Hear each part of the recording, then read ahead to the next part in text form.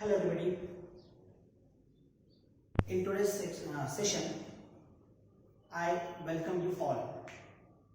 In today's session, we are continues our chapter Cell the Unit of Life with the point that is eukaryotic cell. In last lecture, we completed the prokaryotic cell. Okay. The assignment or the homework also finished related to the prokaryotic cell. Now we are continuing the eukaryotic cell. What is eukaryotic? We will start with that. Already in the overview of cell as well as in the basic foundation lectures, we already studied about the eukaryotic. आपण already eukaryotic काय असतं हे clearly study केलेलं आहे. All that statement you already know. Okay. U means the true. U चा meaning काय होतं? True. Karyotic, that is a nucleus. Okay.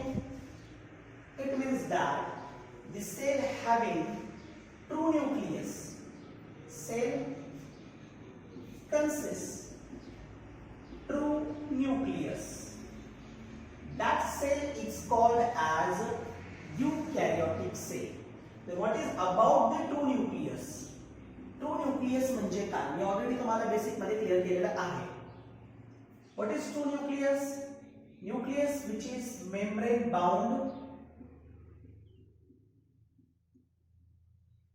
structure जो membrane bound आहे, having compact DNA in chromosome means DNA compact in chromosome. आपण त्याला म्हणूया chromatin material. त्यानंतर there is presence of nucleolus. So these are all components present in the nucleus, which is called as the true nucleus. त्याला आपण काय म्हणतो? True nucleus. आपण प्रोकॅरियोट मध्ये बघितलं की प्रोकॅरियोटिक मध्ये प्रिमिटिव्ह न्यूक्लियस होतं, म्हणजे just there is a naked DNA, there is absence of envelope. त्या नेकेड डीएनए वरती एन्व्हलप ॲब्सेंट होतं. We simply called it nucleoid. आपण त्याला न्यूक्लिओइड म्हणत होतो आणि इथे आपण त्याला काय म्हणतो? न्यूक्लियस म्हणतो. ठीक आहे. On this basis the cell is called as eukaryotic cell. Example, you already know which organism having the eukaryotic cell. कोणते organisms eukaryotic cell consist करतात? मग from protista to plants, all organisms plant म्हणण्यापेक्षा इथे आपण animals घेऊया. From protista to animals, all organisms, protista, fungi, plants, animals, सगळे animals prokaryotic cell consist करतात. And due to the presence of the prokaryotic cell, they having the ability of complexity. त्यांच्यामध्ये complexity असण्याची ability आहे. आणि eukaryotic cell जे असतात, हे eukaryotic cell already complex आहेत. या व्यतिरिक्त various organelles such as mitochondrion, chloroplast, vacuoles, then endoplasmic reticulum, Golgi complex, lysosomes, many organelles which are membrane bound organelles. हे सगळे membrane bound organelles आहेत. Is the characteristic feature of eukaryotic cell. हे काय आहे? तर eukaryotic cell चं characteristic feature आहे. म्हणजे eukaryotic शी रिलेटेड जे काही कॅरेक्टर्स असेल किंवा प्रॉपर्टीज असेल, त्या आपण ऑलरेडी बेसिक मध्ये पाहिलेलं आहे. हे तुम्हाला आठवत असेलच, तरी सुद्धा मी काही स्पेसिफिक थिंग या ठिकाणी क्लिअर केलं. आता आपण युकॅरियोटिक पाहतच आहोत. तर cell to cell there is a difference in eukaryotes. Eukaryotic cell मध्ये there is difference in cell to cell. Shows cell to cell difference. आता कसं cell to cell difference show करेल?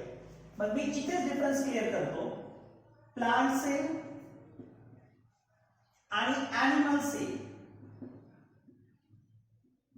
दोघांमध्ये डिफरन्स क्लिअर करतो. मग प्लांट सेल साठी आपण जर घेतलं तर कॅरेक्टरिस्टिक फीचर सेंट्रल व्हॅक्यूल,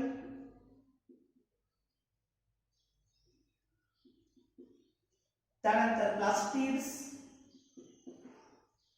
त्याला आपण क्लोरोप्लास्ट म्हणतो. ठीक आहे. मेजर डिफरन्स आहे सेंट्रल व्हॅक्यूल असेल, प्लास्टिड असेल आणि वरती असलेला cell wall. These are three most important components present only in plant, not in animals. म्हणून आपण म्हणतो एक्सक्लुझिव्हली फॉर प्लांट्स. हे जे ऑर्गेनिलीज आहेत किंवा हे जे स्ट्रक्चर्स आहेत, these are exclusively for plant cell. It is a eukaryotic but not present in the animal cell. जे animal cell मध्ये present नाही, but in animal cell there is presence of that is centriole. Exclusively for animal cell, not the plant cell. म्हणजे animal cell मध्ये centriole present आहे, ते फक्त कोणासाठी आहे? Animal cell साठीच आहे. It is absent in the plant cell. Centriole plant cell मध्ये present नाही. इथे दोघांमध्ये क्लिअर डिफरन्स तुम्हाला केले. आणि हे डिफरन्स म्हणजे काय आहे? These are all organelles absent in the animals but present in the plants. This organelle present in the animal but absent in the plants. ठीक आहे. आता बाकी मग जितके ऑर्गेनिलीज असेल, मग different type of organelles are there. मग eukaryotic cell साठी from protista to the animals common आहे. मग ते कॉमन कोणते? मग त्यामध्ये आहे तुमचं सेल मेम्ब्रेन, कॉमन ऑर्गेनिली झाली. त्याच्यानंतर मी तुम्हाला प्लांट सेल आणि एनिमल सेल दोघांचं की डायग्राम ऑलरेडी बेसिक मध्ये क्लिअर केलेलं आहे. मी इथं डायग्राम देणार आहे, तुम्हाला शीट मध्ये डायग्राम अवेलेबल आहे ऑलरेडी. सेल मेम्ब्रेन आहे, त्याच्यानंतर मेम्ब्रेन बाउंड ऑर्गेनिलीज मध्ये माइटोकॉन्ड्रियन आहे, माइटोकॉन्ड्रियन, एंडोप्लाझ्मिक रेटिक्युलम आहे, त्याच्यानंतर व्हॅक्यूल्स आहे. these are the small vacuoles, lysosomes, त्यानंतर Golgi complex, nucleus. Exclusively for eukaryotic cell सगळ्या प्रकारच्या ज्यामध्ये कॉमनली प्रेझेंट आहे, commonly present in all eukaryotes, commonly present in all eukaryotic cell. Okay.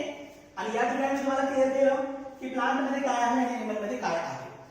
Structurally तुम्हाला already सगळं माहित आहे. डिफरन्स जे असेल ना, मेजर डिफरन्स दोघांमध्ये, तर हे या पद्धतीने आहे. आपल्याला आजच्या लेक्चर मध्ये युकॅरियोटिक सेलचं स्पेसिफिकली फक्त जे दोघांमध्ये कॉमन असलेला मेम्ब्रेन आहे, that is an cell membrane, हे आपल्याला आजच्या लेक्चर मध्ये बघायचं आहे. लेक्चर टू लेक्चर डिफरन्सिएशन आहे, ऑलरेडी मी तुम्हाला शेड्यूल दिलेलं आहे. त्या पद्धतीने आपण जाणार आहोत किंवा आपण ते सेपरेटली पाहणार आहोत. ठीक आहे. आता या व्यतिरिक्त काही असे ऑर्गेनिलीज आहेत जे depend on the motile and non motile cell त्यावरती प्रेझेंट आहे. ठीक आहे. तरी मग मी इथे क्लिअर करतो. लोकोमोटरी ऑर्गन्स, लोकोमोटरी ऑर्गन्स मध्ये some cell having the cilia. Okay. As human being मध्ये जर गेला तर तुम्ही काही स्पेसिफिक सेल्स आहेत ज्यांना सिलिया प्रेझेंट आहे. समजा सेल नाही, सॉरी, सिलियरी इपिथेलियम प्रेझेंट आहे. त्याच्या सहाय्याने होतं काय, तर डिफरंट कंपोनेंट कॅरी केले जातात one place to another place. Cilia. त्यानंतर in some there is presence of the flagella. काही सेल्स असे आहेत की त्याच्यामध्ये फ्लॅजेला प्रेझेंट आहे. त्याच्यानंतर काही सेल्स आहेत, फॉर एक्झाम्पल प्रोटोझोन्स मध्ये there is presence of pseudopodia. हे amoeboid cell like WBC, white blood cells human being मध्ये त्यामध्ये सुद्धा प्रेझेंट असतात.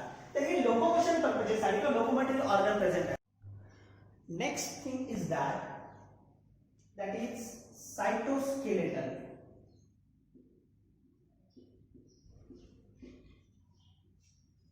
लोकोमोटरी ऑर्गन तर सेल टू सेल डिपेंड आहे. मोटाईल नॉन मोटाईल या पद्धतीने डिफरन्सिएशन झालं तर लोकोमोटरी ऑर्गन्स बदलतात. ठीक आहे. परंतु सायटोस्केलेटन सगळ्या सेलमध्ये त्या सेलचं शेप, त्या सेलची साईज मेंटेन ठेवण्यासाठी हे स्केलेटन, सायटोप्लाझम मध्ये असलेलं स्केलेटन जो काय करतोय, सपोर्ट देतोय. मग सायटोस्केलेटन मध्ये एंडोप्लाझमिक रेटिक्युलम इन्व्हॉल्व आहे. या व्यतिरिक्त there is an endoplasmic reticulum आपण ऑलरेडी बघितलाय, दिस इज सेल. ठीक आहे, हा न्यूक्लियस, या न्यूक्लियस पासून हा सायटोस्केलेटन सुरू होतो. तो कुठपर्यंत जातोय, तर अप टू दी मेम्ब्रेन. मग मेम्ब्रेन पर्यंत येत असेल तर याचा अर्थ काय झाला, त्याला इंटरनली एक प्रकारे सायटोस्केलेटन तयार केलेला आहे. या व्यतिरिक्त there is presence of microbodies, there is presence of the microfilament. आतमध्ये मायक्रोफिलामेंट प्रेझेंट आहे, ज्याने काय केलं, त्या सेलला एक प्रकारे इंटरनली सपोर्ट देण्याचं काम केलं. मग इथे मायक्रोफिलामेंट्स आहेत आणि काही अदर फायबर्स असतील, त्याला आपण मायक्रोफायब्रिल सुद्धा म्हणतो. तर असे different type of thing cytoskeleton. मग हे जे काही मेम्ब्रेन बाउंड ऑर्गेनेलिज असतील तर यांनी सेलमध्ये कंपार्टमेंटलायझेशन केले. Responsible for the compartmentalisation.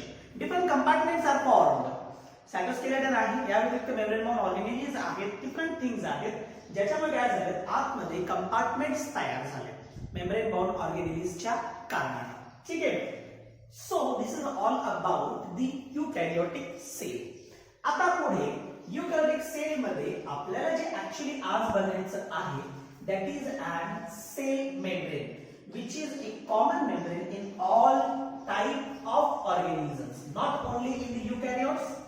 फक्त eukaryotes मध्ये नव्हे तर सगळ्या प्रकारच्या ऑर्गॅनिझम मध्ये, प्रोकॅरियोटिक as well as eukaryotic organisms, दोघांमध्ये ही सेल मेम्ब्रेन प्रेझेंट असतं. मग प्रोकॅरियोटिक पाहत असताना आपण काय केलं होतं, सेल मेम्ब्रेन इन शॉर्ट बघितला होता. सेल मेम्ब्रेन प्रोकॅरियोटिकचे आपण इन शॉर्ट बघितलं होतं. मी फक्त त्याला काय करतो, आता कंटिन्यू करतो. मग सेल मेम्ब्रेन प्रोकॅरियोटिकच्या वेळेस आपण बघितलं होतं, it is also called as plasma membrane. Okay, it is also called as plasma lemma.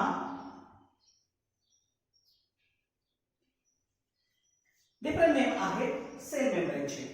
Cell membrane is an outermost membrane of the animal cell and the inner membrane of the other organisms except animals. Animals सोडून other organisms मध्ये inner membrane आहे, which is covered by cell wall. जो काय झालाय, sale वॉलच्या सहाय्याने cover झालेला आहे. म्हणजे एक प्रकारे सायटोप्लाझम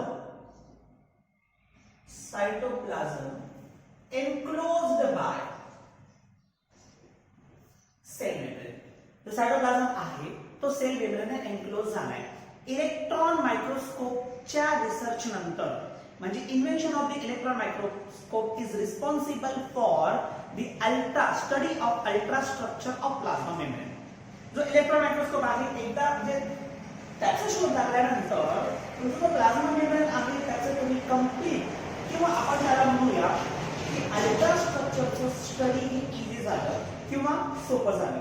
हे कशामुळे, only because of the microscope. हे फक्त कशामुळे झालं, ते मायक्रोस्कोपमुळे पॉसिबल झालं आहे. आणि मायक्रोस्कोप कोणता आहे तो, it is an electron microscope. कोणता आहे तो, electron microscope. There is possibility of study of ultra structure of cell membrane. आणि याच्यामध्ये सर्वात पहिलं जे सेल मेम्ब्रेनच्या स्ट्रक्चरचं स्टडी केलं गेलं तर by using this cell that is RBC, also called erythrocytes. म्हणजे खूप सारे इन्फॉर्मेशन जर तुम्हाला सेल मेम्ब्रेनची कोणाची भेटत असेल तर कोणाची भेटते, एरिथ्रोसाइटची किंवा RBCची, किंवा त्यावरती प्रेझेंट जो सेल लेअर आहे तर त्या लेअरचं कंप्लीट स्ट्रक्चर किंवा स्ट्रक्चरल ऑर्गनायझेशन जे स्टडी केले गेलेलं आहे. तसं which is common for the all type of cell. सगळ्या प्रकारच्या सेलसाठी कॉमन आहे. पण स्टडी पर्पजसाठी वापरलेला जो मॉडेल सेल आहे तो कोणता होता, RBC किंवा एरिथ्रोसाइट. तर हा जो सेल मेम्ब्रेन आहे, this cell membrane is responsible for forming relationship with external world. कशासाठी आहे, responsible, it is responsible for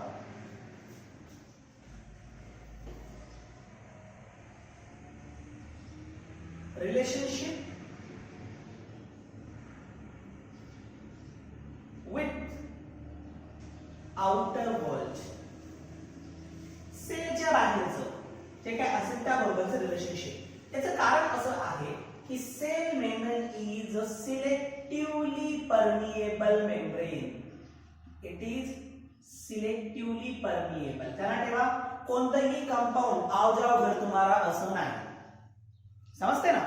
कोणतंही कंपोनंट डायरेक्ट आतमध्ये येऊ शकत नाही. सेल मेम्ब्रेन हा बॅरियर झाला, सिलेक्टिव्हली परमिएबल आहे. हे सिलेक्टिव्हली परमिएबल असल्या कारणानं स्पेसिफिक प्रोसेस द्वारेच मटेरियल आतमध्ये येऊ शकतं.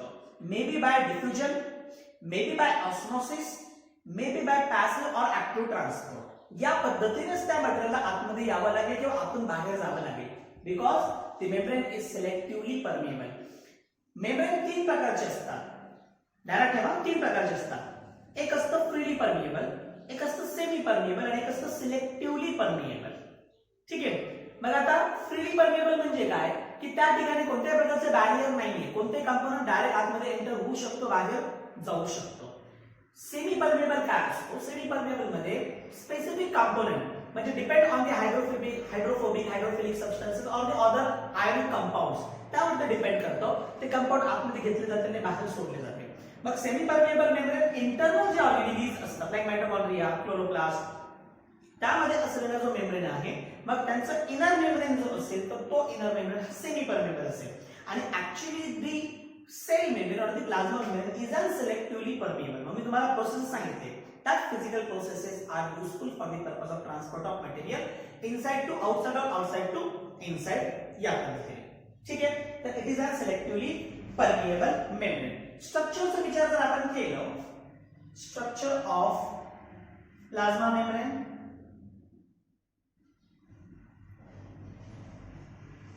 तर structurally plasma membrane having two most important composition. सर्वात महत्वाचे दोन कंपोजिशन आहे. मी तुम्हाला आधीच क्लिअर केलं की इलेक्ट्रॉन मायक्रोस्कोप मुळे प्लाझ्मा मेम्ब्रेनचं अल्ट्रा स्ट्रक्चर स्टडी करणं पॉसिबल झालेलं आहे. ठीक आहे. आता सेकंड थिंग अशी आहे की मग त्याच्या सहाय्याने आपल्याला हे कळलं की प्लाझ्मा मेम्ब्रेन कसं असतं.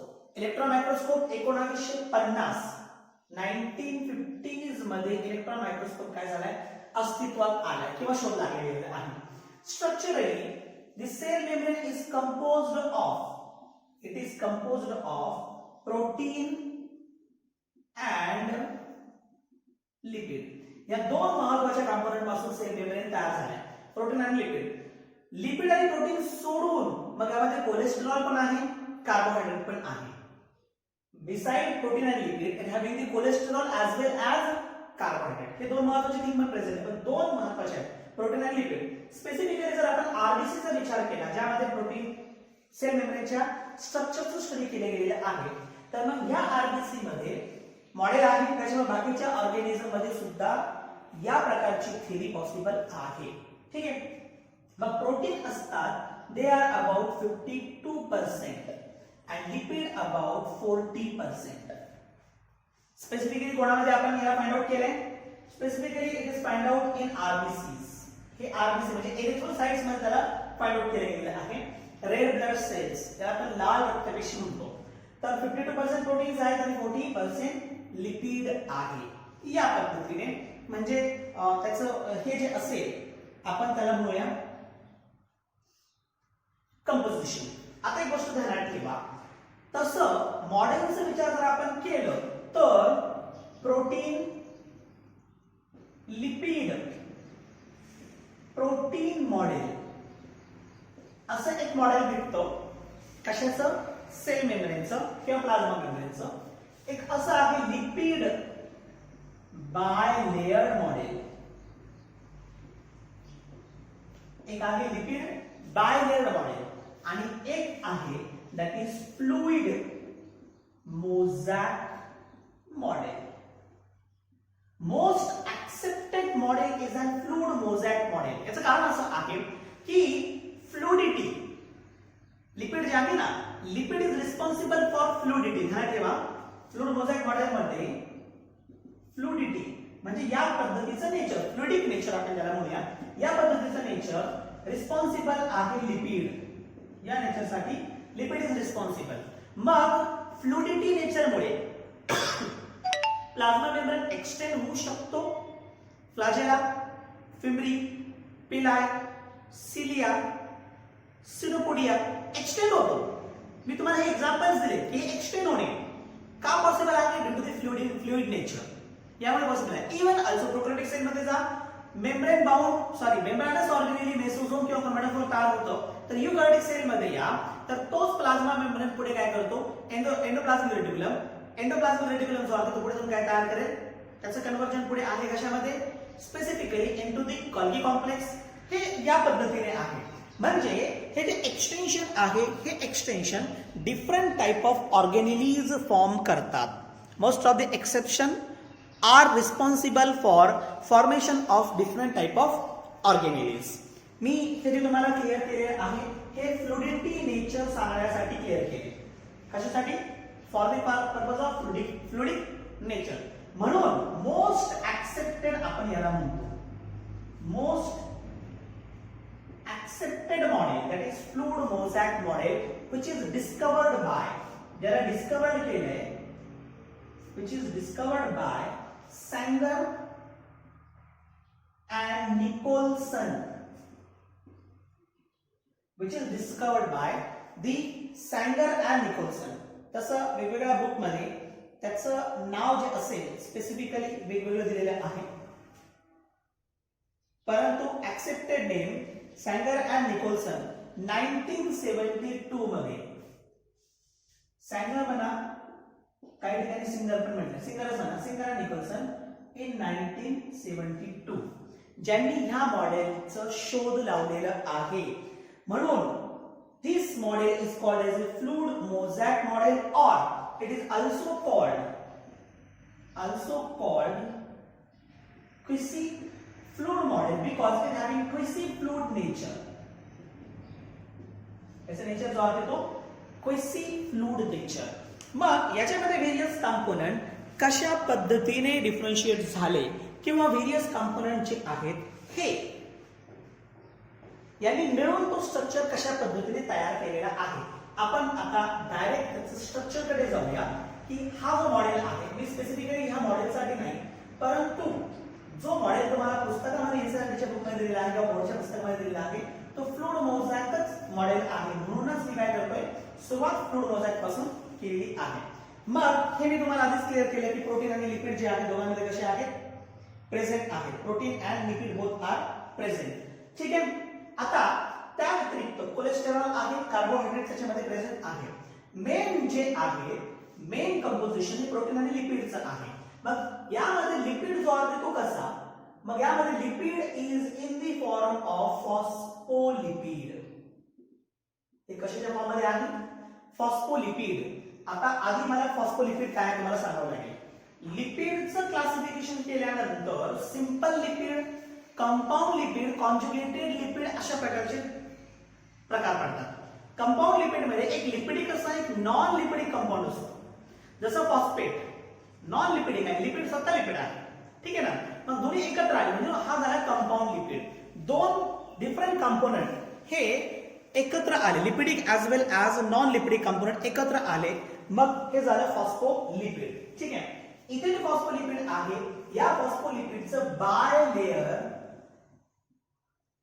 कशामध्ये आहे सिंगर अँड निकोल्सन मॉडेल मध्ये आहे. It having the by layer. मग आता हा बाय लेयर कसा तयार होतो सी हेड तो असेल तर तो काय करतोय आउटसाइड पार्ट तयार करतो. हेड रिजन आउटसाइड पार्ट तयार करतो आणि खाली टेल आहे हे इनसाइड कोर पार्टिकल तयार करतो. ठीक आहे. मग हे या पद्धतीने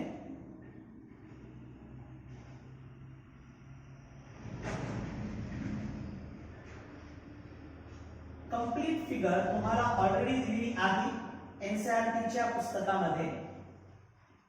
मी ही फिगर तुम्हाला इथे समजण्यासाठी काढून देतोय.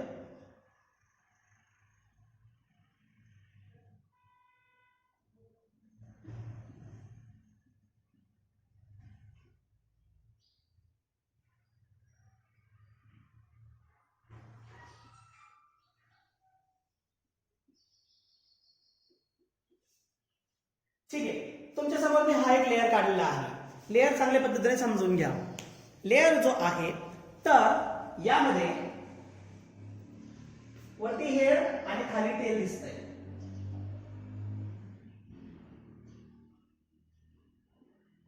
हेड सिंगल आहे आणि टेल जी असेल ती पेअर मध्ये आहे.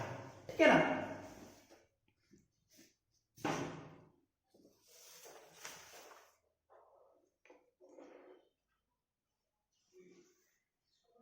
या लेअरकडे बघितल्यानंतर हेड जो रिजन आहे तो रिजन पॉइंटिंग आउट झालाय. हेड रिजन कसं झालाय तो, इट इज पॉइंटिंग आउट. आणि हा जो रिजन आहे ना इट फॉर्म दी कोर, त्याला मधला कोर तयार केलाय. ठीक आहे, हा देखील बायलेअर आहे. हा बायलेअर. समजा हा सेलचा लेअर आहे, हा मेम्ब्रेन आहे. हाही बाहेर गेला आणि हाही बाहेर गेलाय. पॉइंटिंग आउट आपण म्हणतो.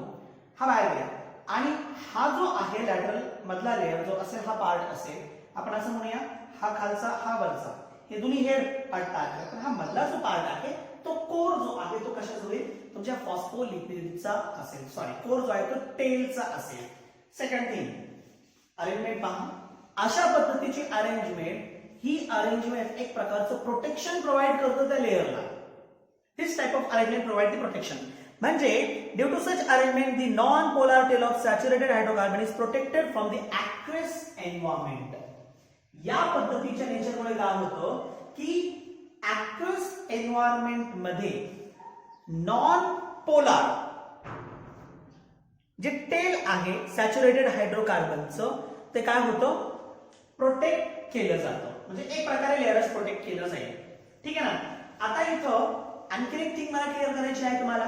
मग हेडचा नेचर वेगळा आणि टेलचा नेचर वेगळा आहे. कसा, मग head is hydrophobic in nature, sorry head is hydrophilic in nature and tail is an hydrophobic in nature. Bilayer. आता यामध्ये फॉस्फोलिपिड हे दोन पार्ट पासून तयार झालं. एक हेड आहे आणि एक आहे tail. This is an head pointed out. Tail from the core. Pair मध्ये आहे. Head it is hydrophilic in nature. Hydrophilic, water loving property. ठीक आहे, म्हणजे वॉटर अब्सॉर्ब केलं जाऊ शकतं. परंतु tail hydrophobic, it is hydrophobic in nature, म्हणजे water heating property. It having the water heating property. म्हणजे मी तुम्हाला जे काही बोलतो आहे इथं तुम्ही चांगल्या पद्धतीने या लेअरला समजून घ्या. तसं खूप जास्त डिफिकल्ट असा लेअर नाहीये किंवा समजणारच नाही असं ते नाहीये. इझिली तुम्हाला ते काय होईल, समजून पण जाईल. म्हणजे काही प्रॉब्लेम नाही. या पद्धतीचं नेचर किंवा या पद्धतीची अरेंजमेंट कशासाठी आहे तर ऍक्वस एन्व्हायरमेंट मध्ये काय करायचं आहे, प्रोटेक्ट करायचं आहे. कोणाला, ऍक्वस एन्व्हायरमेंट मध्ये प्रोटेक्ट करायचं आहे त्या लेअरला. आता तुम्ही ध्यानात ठेवा, जर बाहेरून वॉटर सोल्युबल कंपाऊंड जर एंटर होत असेल तर ते इझिली एंटर होईल. पण due to the presence of core जो हायड्रोफोबिक आहे, हा जो कोर असेल हा हायड्रोफोबिक आहे. पण having the water heating property, water आतमध्ये घेऊ शकत नाही, घेऊ शकत नाही. यानं काय केलं, सिलेक्टिव्हली परमिएबल मेम्ब्रेन तयार केलं. याच्यामुळं वॉटर सोल्युबल कंपाऊंड जे आहे ते काय होतील, इझिली आतमध्ये जाऊ शकतात, फ्रीली झालं. पण याच्यामुळे काय झालं, ते सिलेक्टिव्हली झालं, स्पेसिफिक.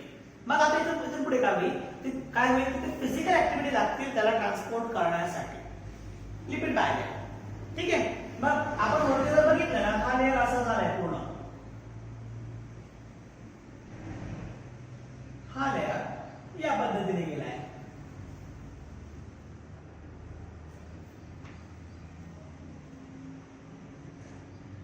लेअर असा पसरलेला आहे.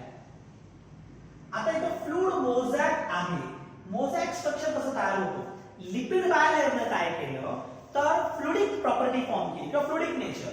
Due to the lipid fluidity, या लिपिडमुळे काय झालं, फ्लुइडिटी निर्माण झाली. आणि फ्लुइडिटी निर्माण झाल्या कारणाने काय होऊ शकतं, there is an simply extension.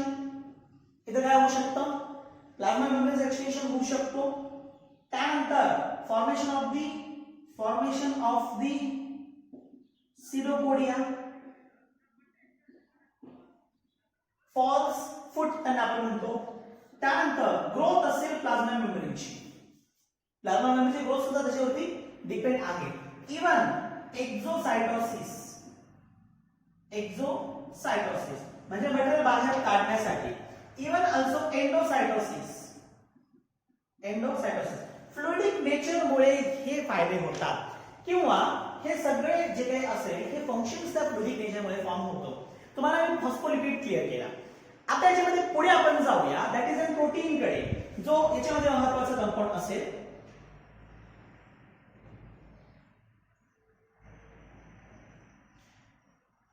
या व्यतिरिक्त प्रोटीन कडे आपल्याला जायचं आहे, पण एक प्रकारे सपोर्ट दिलं, ऍक्वस नेचर फॉर्म केलेला असेल, तर हायड्रोफोबिक नेचर फॉर्म केलेला असेल. हे सगळे नेचर लिपिड मध्ये का फॉर्म झाले? Due to the presence of the cholesterol. कशामुळे? Due to the presence of cholesterol. अशा पद्धतीचं नेचर कशामुळे फॉर्म झालं असेल? ते कोलेस्टेरॉलमुळे. मग कोलेस्टेरॉल हा महत्त्वाचा कंपोनेंट आहे, important constituent of the membrane of the cell organelle. ठीक आहे. आता सेल आणि सेल ऑर्गेनेलीच्या मेम्ब्रेनचं महत्त्वाचं कॉन्स्टिट्यूएंट, एक प्रकारे इट प्रोव्हाइड द रिजिडिटी. हे काय करतो? हा त्या सेल मेम्ब्रेनला किंवा सेलला रिजिडिटी प्रोव्हाइड करतो, ज्यामुळे काय होईल? Which make it less deformable and काय करतो? Less deformable and decrease in permeability. आणि काय करतं? Decrease in permeability. तो परमेबिलिटी कमी करण्याचं काम करतो. Permeability of small water soluble molecules. Also it prevent the crystallization. It prevent the crystallization. याचं काम काय आहे? हा क्रिस्टलायझेशन प्रिव्हेंट करतो. पण कशाचं? Crystallisation of the hydrocarbons, of hydrocarbons. ते हायड्रोकार्बन पासून तयार झालेली आग आहे, म्हणून हायड्रोकार्बन्स. ठीक आहे. तर हे काम ह्या कोलेस्टेरॉलचे, एक प्रकारे कोलेस्टेरॉल हा लिपिड बायलेअरला मदत करतो, किंवा त्याला एक प्रकारे पूर्णपणे सपोर्ट करण्याचं काम करतो. या व्यतिरिक्त आता मोझॅक स्ट्रक्चर का तयार झालं? मी फ्लुइडने सांगितले तुम्हाला. How mosaic structure is form? Mosaic structure is form because of the protein. Mosaic structure जो याच्यामध्ये आहे तो प्रोटीनमुळे तयार झाला. प्रोटीन, दोन प्रकारचे प्रोटीन याच्यामध्ये प्रेझेंट आहेत. प्रोटीन्स. मग आता त्याच्यामध्ये दोन प्रकारचे प्रोटीन्स प्रेझेंट आहेत. एक प्रोटीन हा काय आहे? एम्बेडेड आहे. समजा सीएम, मी हा एक प्रोटीन घेतला. ठीक आहे. इथे एक घेतला.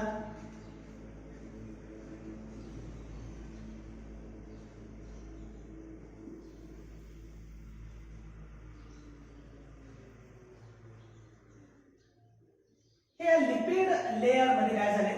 एम्बेड झाले. इवन अल्सो त्या ठिकाणी एक प्रोटीन टाकतो मी.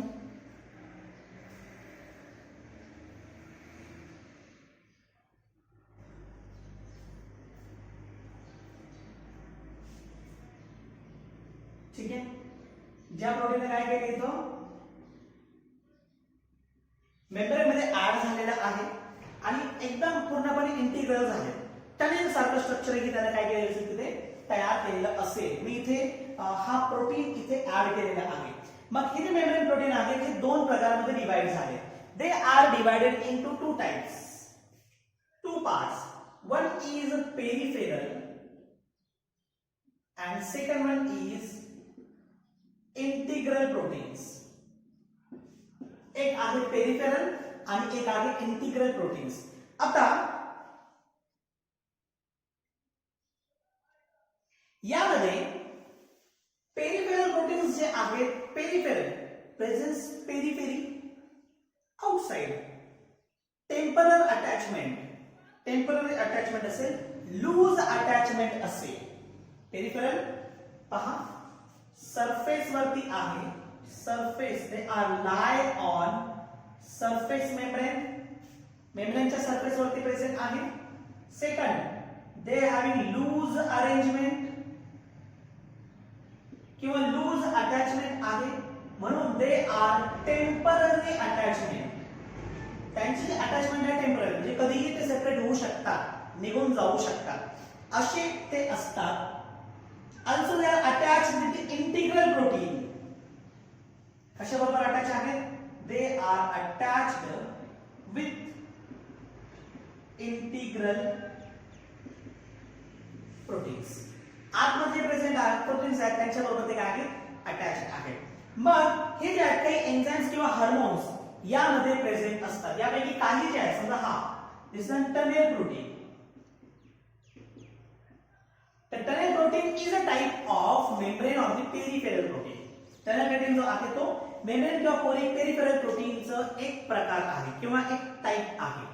ठीक आहे. आता एंटायर मेम्ब्रेन बरोबर जेव्हा ते रन होतात किंवा फॉस्फोलिपिड मॅट्रिक्स बरोबर ते जेव्हा रन होतात तेव्हा ते थिकनेस फॉर्म करतात, which is responsible for formation of thickness. Second thing, which are visible from both side.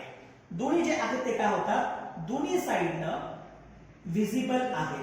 आता इथे दाखवत असताना मी तुम्हाला काय केलंय, इथे दाखवत असताना टनेल प्रोटीन दाखवलेलं आहे. कधी कधी टनेल प्रोटीन जे आहेत ना ते इंटिग्रल प्रोटीन म्हणूनही ओळखले जातात, नाही तसं नाही. आता यांना तुम्ही दोन्ही साइडनं पाहू शकता. हे टनेल प्रोटीन आहे, you can see from both side, but integral protein जे आहेत ते आतमध्ये असतात. म्हणून मी टनेल दोन्ही साइडनं दाखवलेले बाहेर पडलेले आहेत. इंटिग्रल प्रोटीन जे आहेत ते दोन्ही साइडनं बाहेर पडलेले नसतात. इंटिग्रल प्रोटीन जे आहेत ते या पद्धतीने असतात.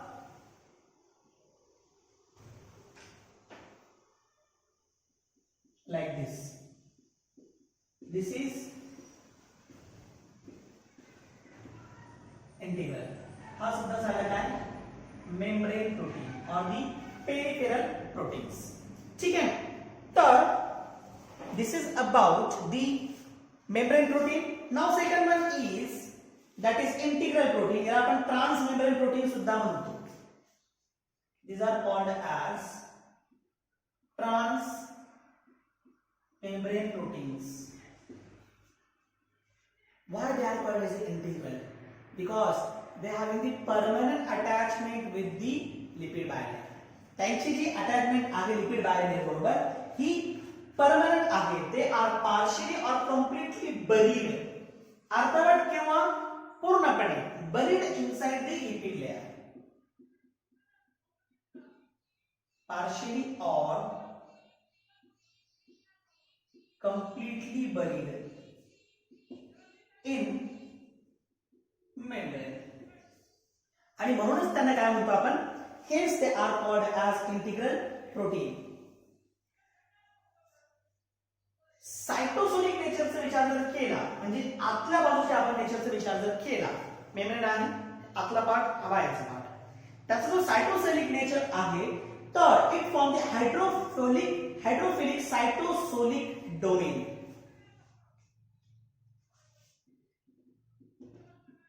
सायटोसोल सायटोप्लाझम त्या साइडला फॉर्म हायड्रोफिलिक सायटोसोलिक डोमेन. ठीक आहे. हे कुठे? सायटोप्लाझमच्या साइडला. जे काय होतं इंटरनल मॉलिक्यूल बरोबर इंटरॅक्ट होतो, which will be interact with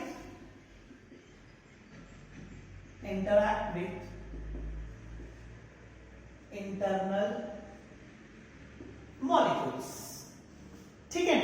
या व्यतिरिक्त जे मेम्ब्रेन बरोबर अँकर्ड आहे हे सायटोसोल मध्ये झालं. आता जे बाहेरून किंवा पेरिफेरल रिजन बरोबर अँकर्ड आहे they form the hydrophobic domain. Membrane anchored म्हणा, ठीक आहे, which form hydrophobic membrane domain. जे काय करतं? हायड्रोफोबिक मेम्ब्रेन डोमेन तयार करतो. ठीक आहे. म्हणजे ज्याच्यामुळे होतं काय की मेम्ब्रेनचा नेचर हा हायड्रोफोबिक होतो. मी तुम्हाला दोन्ही कंडिशन्स इंटिग्रल आणि पेरिफेरल मेम्ब्रेनच्या तुमच्या समोर ठेवलेत. ठीक आहे, हे झालं अबाउट द इंटिग्रल प्रोटीन्स. आता इंटिग्रल प्रोटीन्स नंतर या व्यतिरिक्त there is presence of carbohydrate. या व्यतिरिक्त काय आहे, कार्बोहायड्रेट प्रेझेंट आहे. आता कार्बोहायड्रेट जे असतात that are form the polysaccharide branch chain. काही मध्ये काय होतं, हे पॉलिसॅकराइड ब्रांच चेन फॉर्म करतात लाईक दिस. आपण शुगर चेन म्हणूया. काही मध्ये प्रोटीनचे सेपरेट चेन होतात, दीज आर दी प्रोटीन्स. पण काही मध्ये प्रोटीनचे सेपरेट चेन आहे आणि काही ठिकाणी त्या प्रोटीन बरोबर शुगरची चेन आपल्याला पाहायला भेटते. म्हणून काही प्रमाणामध्ये carbohydrate in the form of polysaccharide त्या ठिकाणी प्रेझेंट असतं. ठीक आहे, तर सेल मेम्ब्रेनचा जो स्ट्रक्चर मी तुमच्यासमोर एक्सप्लेन केलेला आहे तो ऍक्च्युअली सिंगर निकोल्सनचं मॉडेल आहे. ठीक आहे, fluid mosaic model, quasi fluid nature. Fluidity काय करतं, तर स्पेसिफिक फंक्शनिंग साठी रिस्पॉन्सिबल आहे. एक्सटेन्शन असेल, ग्रोथ असेल, एक्झोसायटोसिस असेल, एंडोसायटोसिस असेल, formation of the various membranous organelles असतील, या सगळ्या नेचरसाठी त्याचं काय आहे, तो रिस्पॉन्सिबल आहे. ठीक आहे, so this is all about your cell membrane. मी तुमच्या समोर दिलेला जो स्ट्रक्चर आहे तो शॉर्ट आहे. कंप्लीट स्ट्रक्चर तुमच्या शीट मध्ये अवेलेबल आहे, तुम्ही त्याला पाहू शकता. हे समजावं म्हणून तुमच्यासाठी या ठिकाणी स्ट्रक्चर ठेवलेलं आहे. शीट मधलं स्ट्रक्चर तुम्ही चांगल्या पद्धतीने रेफर करू शकता. Now there is an specific functions of the cell membrane. आता ह्या सेल मेम्ब्रेनचे काही फंक्शन्स आहेत. तसं मी तुम्हाला या आधीही काही फंक्शन्स क्लिअर केलेले आहेत. सेल मेम्ब्रेनचं नेचर त्याच्या स्पेसिफिक फंक्शनिंग साठी रिस्पॉन्सिबल आहे. The nature of cell membrane which is responsible for specific functioning. आता स्पेसिफिक फंक्शनिंग काय आहे? स्पेसिफिक फंक्शनिंग असतं की हा जो सेल मेम्ब्रेन आहे ना, एक्सटर्नल एन्व्हायरमेंट बरोबर रिलेशनशिप फॉर्म करतो. Relationship with external environment. External environment बरोबर रिलेशनशिप फॉर्म करण्यासाठी गरजेचे आहे. मग ते कसं, मग रिलेशनशिपच्या सहाय्याने ते काय करतील, एक्सटर्नली प्रेझेंट असलेले जे कंपोनंट आतमध्ये घेतील, आतले कंपोनंट बाहेर घेतील. हे येण्या जाण्याच्या क्रियेला इनसाइड कमिंग किंवा entering inside the and going outside या पद्धतीच्या प्रोसेसला किंवा अशा प्रकारच्या मेथडला किंवा प्रोसेसला आपण म्हणतो that is a transportation. Hence form relationship with the external environment. कशासाठी, फॉर ट्रान्सपोर्टेशन. हा तुमचा सेल मेम्ब्रेन आहे, हा सायटोप्लाझम आहे. ठीक आहे, आता व्हेरियस मेटाबॉलिक ऍक्टिव्हिटीसाठी काही एक्सटर्नल कंपोनंटची गरज असते. मग काय केलं जातं, ते आतमध्ये घेतले जाते. इंटरनल काही कंपोनंट बाहेर टाकण्याची गरज आहे, लाईक प्रोटीन्स बॉडी बिल्डिंग साठी, मग ते काय होईल, बाहेर जातील. मग या प्रकारे ट्रान्सपोर्टेशन आहे. बट आतमध्ये घेणे आहे किंवा बाहेर घेऊन जाणे आहे, त्यासाठी याची गरज पडते. अल्सो हा मेम्ब्रेन आहे, it is an selectively permeable membrane. हा कसा आहे, सिलेक्टिव्हली परमिएबल मेम्ब्रेन आहे. मग सिलेक्टिव्हली परमिएबल मेम्ब्रेन असल्या कारणानं दोन प्रकारचे ट्रान्सपोर्टेशन याच्यातून इझिली पॉसिबल आहे. त्यापैकी एक, एनर्जीचा वापर न करता मटेरियल कॅरी करणे, त्याला आपण म्हणतो पॅसिव्ह ट्रान्सपोर्ट. आणि दुसरं आहे एनर्जीचा वापर करून मटेरियल ट्रान्सपोर्ट करणे, त्याला आपण म्हणतो ऍक्टिव्ह ट्रान्सपोर्ट. पॅसिव्ह ट्रान्सपोर्ट आणि एक आहे ऍक्टिव्ह ट्रान्सपोर्ट. मटेरियल जर आतमध्ये घ्यायचंय विदाउट युजिंग एनर्जी,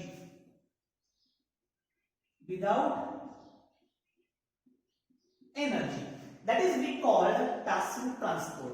मग passive transportation जे आहे ते इझिली काय करतं, फक्त मेम्ब्रेन क्रॉस करून जातं. जर एनर्जीचा वापर करून जर होत नसेल, विदाउट एनर्जी जर तो आतमध्ये एंटर होत असेल तर काय होईल, it will be cross the membrane, म्हणजे अक्रॉस दी मेम्ब्रेन. आता ऍक्टिव्ह जर असेल तर काय होईल, with energy in the form of ATP. पण आता एटीपी तयार करण्यासाठी इथं पंपिंगची गरज आहे. मग कशाची, आयन्स गरजेचे आहेत. मग maybe that are potassium ion K+, iron फॉर्मची गरज आहे तिथं, किंवा सोडियम Na+, त्याची गरज आहे. आयोनिक एक्सचेंज होत असताना ध्यानात ठेवा पहा, आता समजा आतमध्ये आयन आहे, ते जेव्हा बाहेर जातात तर बाहेर जात असताना मेम्ब्रेन बरोबर बाहेर जातात, त्याच वेळेस एटीपीएस किंवा एटीपी सिंथेटेज एन्झाइम ऍक्टिव्ह होतो आणि जो एटीपी सिंथेसिस साठी रिस्पॉन्सिबल आहे ती एनर्जी वापरली जाते मटेरियल बाहेरून आतमध्ये घेण्यासाठी. समजते? मी एक कंडिशन तुम्हाला या ठिकाणी दिलेली आहे. मग ही कंडिशन्स या ठिकाणी गरजेची आहे. This condition is useful for here. मग पॅसिव्ह ट्रान्सपोर्टेशन, ऍक्टिव्ह ट्रान्सपोर्टेशन आहे, इवन ऑल्सो सिंपल डिफ्युजन आहे. Simple diffusion. मग सॉलिड असेल, लिक्विड सॉलिड असेल, लिक्विड असेल, गॅस असेल, हे सगळे काय होतील, हे ट्रान्सपोर्टेशन होतील बाय सिंपल डिफ्युजन. आणि डिफ्युजन म्हणजे काय? डिफ्युजन म्हणजे material transport from higher concentration to lower concentration. Diffusion काय असतं? Higher concentration to lower. आता पहा, इकडे समजा हे दोन रिजन आहे, मध्ये हा तुमचा सिलेक्टिव्हली परमेबल मेम्ब्रेन आहे. इथं या मटेरियलचं कॉन्सन्ट्रेशन जास्त आहे, इकडे कमी आहे. या कॉन्सन्ट्रेशनचं प्रेशर, या कॉन्सन्ट्रेशनचं प्रेशर काय करतं? त्या मटेरियलला ट्रान्सपोर्ट करतं अक्रॉस दी मेम्ब्रेन. त्या मटेरियल काय करतं? ट्रान्सपोर्ट करतं. मग कोणते असू द्या, सॉलिड असू द्या, लिक्विड असू द्या, गॅस असू द्या, कोणते पार्टिकल्स असू द्या, हे काय होतील? Higher concentration to lower concentration transport होतील. हे सिलेक्टिव्हली परमेबल म्हणजेच काय? सेल मेम्ब्रेन पॉसिबल आहे. आणि ऑल्सो ऑस्मॉसिस. इथं मी मटेरियल घेतोय, ऑस्मॉसिस मध्ये स्पेसिफिकली सॉल्व्हेंट येतं. मग समजा या ठिकाणी सोल्यूटचं कॉन्सन्ट्रेशन जास्त आहे, इथं कमी आहे, सरळ दिसतंय बरोबर. इथं सोल्यूटचं कॉन्सन्ट्रेशन कमी आहे, याचा अर्थ पाणी या ठिकाणी काय असणार आहे? कमी असेल.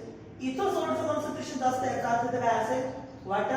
इथे वॉटरचं कॉन्सन्ट्रेशन जास्त आहे, म्हणजे सोल्यूटचं कॉन्सन्ट्रेशन जिथे जास्त असेल त्या ठिकाणी वॉटरचं कॉन्सन्ट्रेशन कमी असेल.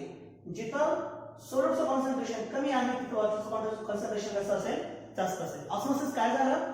मग across the selectively permeable membrane from lower solute concentration to higher solute concentration काय होतंय? ऑस्मोसिस होतं. म्हणजे इकडनं वॉटर काय होईल? From lower solute concentration to higher solute concentration transfer होईल. मी ते इथं सोल्यूट कॉन्सन्ट्रेशन दाखवलंय बरोबर ना, lower solute concentration, higher solute concentration. आणि इथं खाली मी वॉटर कॉन्सन्ट्रेशन दाखवले, हे सोल्यूट साठी, ठीक आहे, आणि हे दाखवले वॉटर साठी. मग एक प्रकारे काय झालं? From higher water concentration to lower water concentration. Actually diffusion आहे, ऍक्च्युअली ते काय आहे? डिफ्युजन आहे. परंतु फक्त काय झालं? प्रोसेस डिफरंट झाली. मग प्रोसेस डिफरंट कशी झाली? सोल्यूट कॉन्सन्ट्रेशनच्या अगेन्स्ट, म्हणजे एक प्रकारे या ठिकाणी अगेन्स्ट कॉन्सन्ट्रेशन ग्रेडियंट झालं. या मेम्ब्रेनने काय केलं? सॉल्व्हंट साठी डिफरंट मेकॅनिझम केलं. म्हणजे higher concentration lower solute concentration to higher solute concentration तो जातो. बट ऍक्च्युअली काय झालंय? डिफ्युजनच झाले. मग एक प्रकारे डिफ्युजन हे ऑस्मोसिस साठी रिस्पॉन्सिबल आहे. मग ऑस्मोसिस सुद्धा इथे होतं. आणि हे ध्यानात ठेवा, जेव्हा वॉटर ट्रान्सपोर्टेशन होतं ना, तुम्हाला माहित आहे की xylem responsible for transportation of water in the plant. जमिनीतून पाणी घेतो, प्लांटच्या हायेस्ट रिजन पर्यंत घेऊन जातो. कसं? मग सेल टू सेल जातोय. कसं जातोय ते? Cell to cell. या ठिकाणी तुम्हाला दाखवतो. समजा हे सेल आहे, हे तुमचं स्टेम, हा स्टेम आहे. पाणी इथून भेटले रूट करून, मग काय झालं? ह्या सेल मध्ये तो वाढला आलेला आहे बरोबर. आता इथं पाणी जास्त झालं आणि इथं काय झालं? कमी. पण इथं काय? सोल्यूटचं कॉन्सन्ट्रेशन जास्त आहे, कारण सेल सायटोप्लाझम मध्ये ऑर्गॅनिलीज पण असतात आणि वेगवेगळे ग्रॅन्युल्स पण असतात, डिफरंट केमिकल कंपोनेंट पण असतात. म्हणजे याचा अर्थ तिथं कॉन्सन्ट्रेशन सोल्यूटचं जास्त झालं. ऑस्मोसिस होतोय ना, ऑस्मोसिस होतोय. मग इथं हायर कॉन्सन्ट्रेशन वॉटरचं झालं, तर काय होईल? वॉटर इकडे ट्रान्सपोर्ट केलं जाईल ह्या सेलला, परत पुढे या पद्धतीने सेम कंडिशन जसं इथं होती ना, इथं जास्त इथं कमी, सेम कंडिशन काय होती? वरती होत चालते. आणि या पद्धतीने वॉटर काय होतो? वरती ट्रान्सपोर्ट होत जातो. ट्रान्सपिरेशन तुम्ही बघितलेलं आहे. आपण सेपरेट पाहणार आहोत, सेपरेट चॅप्टर. मला फक्त इथं तुम्हाला ऑस्मोसिस सांगायचं होतं. तर हे ऑस्मोसिस या पद्धतीने होतं आणि सेल मेम्ब्रेन जो आहे त्या ऑस्मोसिस पर्पजसाठी रिस्पॉन्सिबल आहे. So these are all the functioning of the cell membrane. एवढे सेल मेम्ब्रेनचे फंक्शनिंग नाहीये. Also, cell membrane is useful for the purpose of the some important activity of the cell. सेलच्या काही महत्त्वाच्या ऍक्टिव्हिटी साठी सुद्धा ते महत्त्वाचं आहे किंवा युजफुल आहे. मग ते कसं? मग also useful for the respiration. Respiration साठी युजफुल आहे. म्हणजे कसं? दिसणार सेल मेम्ब्रेन ऑक्सिजन आतमध्ये घ्यायचं आणि CO2 बाहेर टाकायचं. रेस्पिरेशन अक्रॉस द मेम्ब्रेन चाललेला आहे. प्रोसेस इथे दिले मी तुम्हाला. Transport active transport simple diffusion osmosis. त्याच प्रोसेस द्वारे होणार आहे ते एक्सचेंज. पण रिस्पॉन्सिबल कोण आहे? सेल मेम्ब्रेन किंवा प्लाझ्मा मेम्ब्रेन. Also excretion. हे एक्सक्रीशन स्पेसिफिकली सेल साठी आहे. मग सेल मध्ये काही अनयुजफुल कंपोनेंट असतील किंवा हार्मफुल कंपोनेंट असतील त्यांना काय करायचंय? सेल मधून बाहेर टाकायचं आहे. त्यासाठी सुद्धा गरजेचं आहे. ठीक आहे ना? म्हणजे असे डिफरंट प्रोसेसेस आहेत. त्या प्रोसेसेस पर्पजेस साठी सुद्धा cell membrane having most important function. Okay, so these are all about your plasma membrane. या ठिकाणी आजचं प्लाझ्मा मेम्ब्रेनचं जे होतं आपण पूर्ण केलेलं आहे. म्हणजे 5व्या दिवसाचं आपण कंप्लीट केलेलं आहे. हे चांगल्या पद्धतीने पाहून घ्या. याच्याशी रिलेटेड जे काही एमसीक्यूज तुम्हाला शीट मध्ये मी प्रोव्हाइड केलेले आहेत ते एमसीक्यूज दिलेल्या लिंक वरती काय करा? सॉल्व्ह करा. परत एकदा मी तुम्हाला आवाहन करेन की क्लासमध्ये भरपूर विद्यार्थी आहेत. 110 विद्यार्थी आहेत क्लासमध्ये. परंतु तुमच्यापैकी हार्डली 50 ते 55 विद्यार्थी सॉल्व्ह करतायत. बाकीचे सॉल्व्ह करत नाही. ठीक आहे. त्यामुळे थोडंसं सिरियसली याला घेणं महत्वाचं आहे. ठीक आहे. धन्यवाद.